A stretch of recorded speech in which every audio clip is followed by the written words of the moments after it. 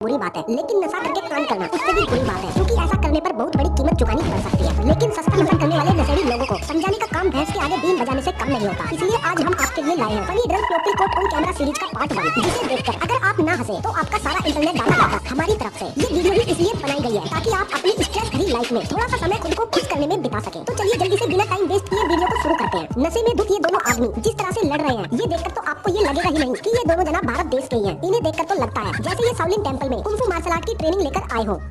शादी में ऐसे डांस करते हुए तो देखा है, पर नशे में कुंग फू फाइट, अरे ये कौन सा तरीका है भाई। वो तो एक आंटी ने आकर इन्हें वहाँ से भगा दिया, वरना ये दोनों पता नहीं कितने दिन तक युद्ध करते रहते। दोस्तों नशे में लोग पड़ी हुई लकड़ी ना लें, ऐसा तो हो ही नहीं सकता। कुर्ता पीर लेने की तो नशेड़ियों की पुरानी आदत होती है, इंसान हो या जानवर, ये नशेड़ी लोग किसी की भी लड़ाई में घुस जाते हैं। अब इस वीडियो को ही देख लो। सड़क पर दो सांड एक दूसरे से भिड़ रहे थे, तभी एंट्री हुई हमारे नए सुपर हीरो की। ये आदमी दोनों सांडों को लड़ने से रोकने लगा, लेकिन तभी सांड ने इसको कई फीट ऊपर उड़ा दिया। बेचारा सोच में ही पड़ गया कि अब सुबह सही से फ्रेश तो हो पाऊंगा ना।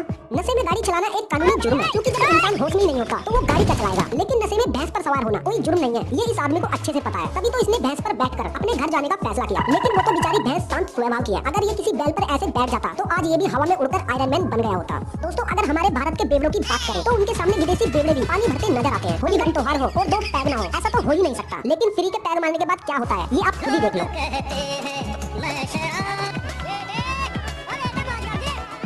दोस्तों आपने जानवरों को आईने के सामने खड़े होकर लड़ते हुए जरूर देखा होगा, क्योंकि वो सोचते हैं कि सामने कोई और जानवर है। लेकिन अंकल जी ने तो पीने के बाद इन्हें भी पीछे छोड़ दिया। पहले तो ये आईने में जाकर चिपक गए और फिर आईने के सामने खुद पर ही चिल्लाने लगे और खुद को ही साइड होकर वहाँ से जाने के लिए कहने लगे। लेकिन उन्हें नहीं पता कि अगर वो सुबह तक भी ऐसे करते रहे तब भी कुछ नहीं होने वाला। लेकिन अंकल जी तो बस यही सोच रहे हैं कि ये इंसान यहाँ से क्यों नहीं जा रहा। इनकी बात ना मानने पर तो ये उस पर गुस्सा भी हो गए और उसे धक्का देने लगे। दोस्तों ये आदमी भी इस टैलेंट में पूरा माहिर है, जो एक चौराहे पर बने पुतलों से ही बातें कर रहा होता है और उन पर चिल्लाता भी है। और इस आदमी को देखकर साफ पता लग रहा है कि वो कितने गुस्से में। लगता है भाई साहब बीवी का गुस्सा इन बेचारे पुतलों पर निकाल रहे हैं। लेकिन उनकी बात ना सुनने पर तो इन्होंने पुतले के कान के नीचे एक चमाटा भी रख दिया। अब आप इस आदमी को ही देख लो, ये भाई साहब यहाँ तालाब समझकर रोड पर ही मछली बन रहे हैं। आप सोच भी नहीं सकते कि इस समय ये इंसान कितनी परेशानी में है, जो कि बेचारा सोच रहा है कि इतना तैरने के बाद भी वो आगे क्यों नहीं जा रहा।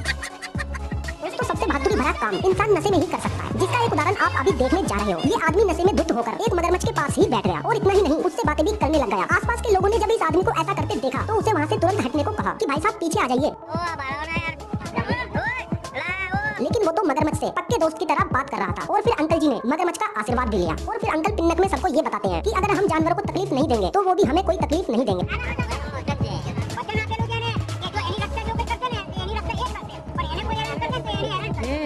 अंकल जी बार बार कभी उसका आशीर्वाद लेते तो कभी उसकी पीठ सहलाते। लेकिन कमाल है, इतनी बार इस अंकल जी के टच करने पर भी मगरमच्छ ने कुछ नहीं किया। काफी देर अंकल जी से बातचीत करने के बाद मगरमच्छ चुपचाप पानी में निकल गया।